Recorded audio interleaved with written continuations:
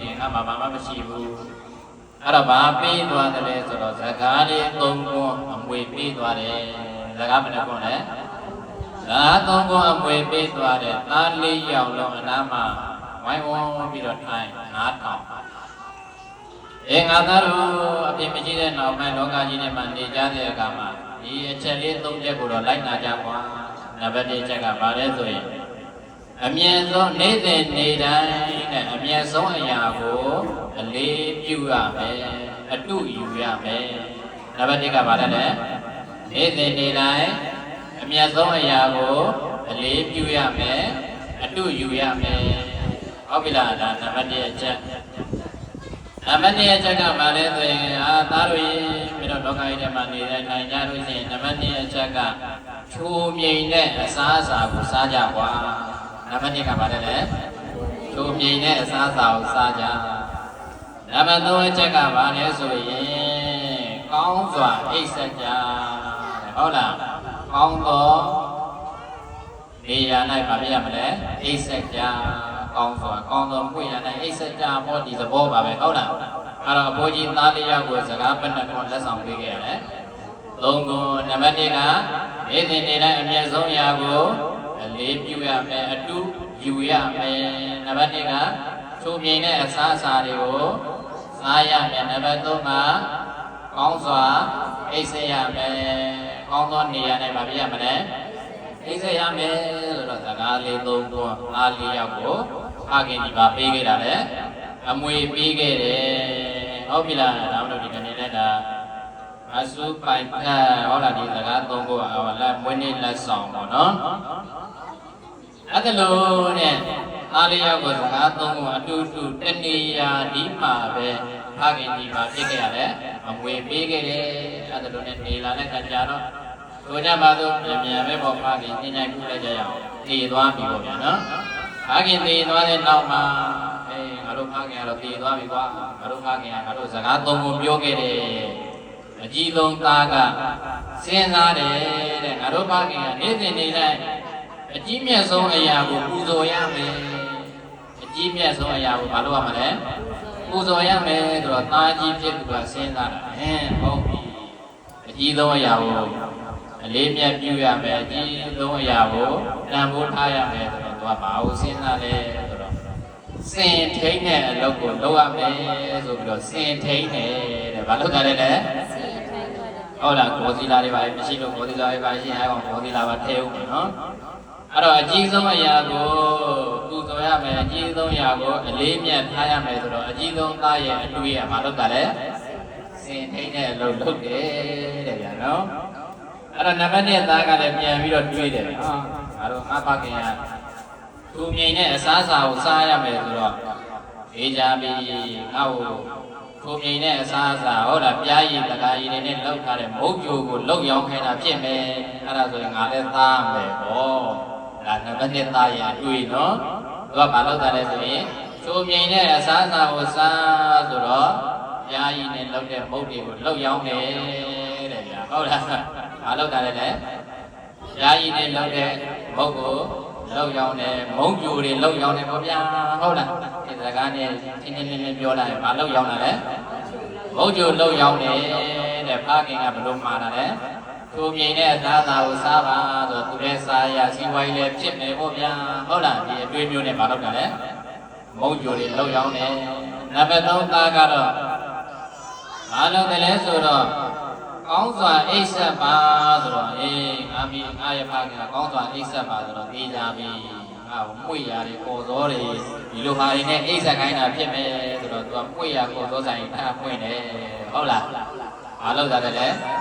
မှု့ရပေါ်သောဆိုင်ဖွင့်တယ်သူကိုယ်တိုင်လည်းကောင်းကောင်းအိပ်ရမယ်ပေါ့ဗျာဒီသဘောနော်အဲ့ဒါလိုနဲ့သား3ယောက်သူတို့အတွေ့ရှိသလောက်လုပ်ကြတာပေါ့နောက်ဆုံးသားငယ်ရောက်တော့ဖခင်သင်ပေးခဲ့မှုတဲ့လက်သမားအတတ်ပညာလေးနဲ့ပဲသူကတော့လောက်ကင်ပြီးတော့ရှာဖွေစားတော့တယ်ဟုတ်လားနောက်ဆုံးသားငယ်ကပါလေလက်သမားပညာအတတ်နဲ့ပဲသူရှာဖွေစားတော့တယ်ဒီလိုနဲ့တစ်တည်း20လောက်ကြာသွားတဲ့ကောင်တော့ဒီသား4ယောက်ကိုပြန်ကြည့်လိုက်တဲ့အခါမှာဘ ပုံမှန်ဆိုရင်တော့ပြောကြမှာပေါ့လက်သမားဆရာပဲဘာကြီးပွားဆရာရှိတယ်ဟုတ်လားကြည်ဘူးလားအမွေရရရောင်းတာပဲတတိပဲဟာဟုတ်လားဒီလိုမျိုးပြောကြမရှိဘူးလားအဲ့ဒါတော့ဘာခင်ကွယ်တော်ပြီးတဲ့နောက်20လောက်ပြန်ရောက်တဲ့အခါတော့သား4ယောက်ကိုပြန်ပြီးကြည့်လိုက်တဲ့အခါမှာအကြီးပွားဆုံးနဲ့အောင်မြင်ဆုံး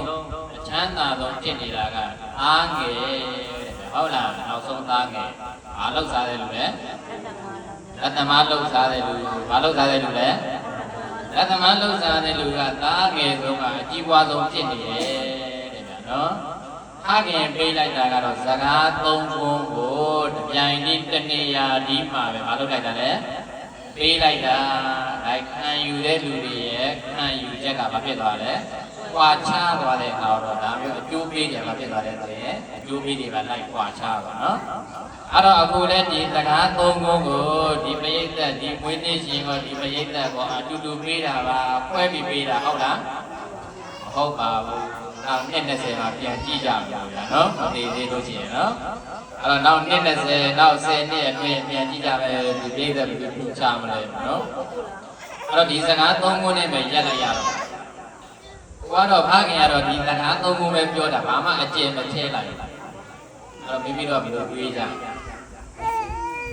ဏ်ပညာအရာရောက်လာပြီနော်ဒါမှမဟုတ်မနက်ကစကားလေးတစ်ခုပေါ့နော်စကားလေးတစ်ခုဆိုတော့မကြောက်တာဟိုလေးအဲ့တော့ဉာဏ်ပညာအရာရောက်လာပြီဒီအရာလေးတွေပြောနေတာပေါ့နော်ကံလေးဟောကံနေကုသိုလ်ဉာဏ်ကိုဝီတိဂုံနေရှိပူပြီးယောသားမှုတဲ့ဒါလေးရတယ်အရေးကြီးတယ်နော်ကံနေကုသိုလ်မဖြစ်ရမှာလေကံနေရင်ကုသိုလ်နဲ့လုပ်ရမယ်ကံနေတဲ့အခါမှာလုပ်ရမလဲကုသိုလ်လုပ်ရမယ်ဉာဏ်ကိုဝီတိကိုယ်မှဉာဏ်ပညာတွေနေတဲ့အခါရောက်ရင်ဘာအထောက်အကူပြုရမယ်လဲဆိုရင်ဝီရိယနဲ့ထောက်ကူရမယ်ဘာနဲ့ထောက်ကူရမှာလဲဝီရိယနဲ့ထောက်ကူရမယ်ဟုတ်လားဝီရိယအားကောင်းတဲ့လူကဘာကောင်းမလဲဉာဏ်ကောင်းတယ်ပေါ့ဗျာနော်အဲ့တော့ဝီရိယအားမကောင်းပဲနဲ့ဟုတ်လားပေါ့နေပေါ့စားတော့ဘာမကောင်းလဲဉာဏ်မကောင်းဘူးပေါ့ဗျာနော်ဟိုကတော့ဝီရိယကိုအားကိုးတာဟိုသားငယ်တုန်းကတော့သားငယ်တုန်းကဝီရိယကိုအားကိုးတော့ဖခင်ပြောတဲ့စကား3ခုကိုသူစဉ်းစားပုံကတစ်မျိုးလေဟုတ်လားအဲ့တော့မတူတဲ့အခါတော့စဉ်းစားပုံရှုတော့လုပ်ပုံကိုင်ပုံမတူတဲ့အခါတော့ကြီးပွားတိုးတက်မှုကလည်းတူလားမတူဘူးဒါမှမဟုတ်ကံနဲ့ကုသိုလ်ဉာဏ်ကိုဝီတိဂုံနှိမ့်ရှိကူပြီးယောသားမှုကိုမှဂုံနှိမ့်နေတယ်လို့ခံစားရရင်ဘာနဲ့ပူရမလဲဆိုရင်ယောသားမှုနဲ့ပူရမယ်ဘာနဲ့ပူရမလဲယောသားမှုနဲ့ပူရမှာဟုတ်လားဩငါဒီဘဝဘဝလည်းပဲနှိမ်ပါလိုက်တာဆိုပြီးတော့အားကြနေဟောပါဦးအားငယ်နေဖို့လိုလားဘလို့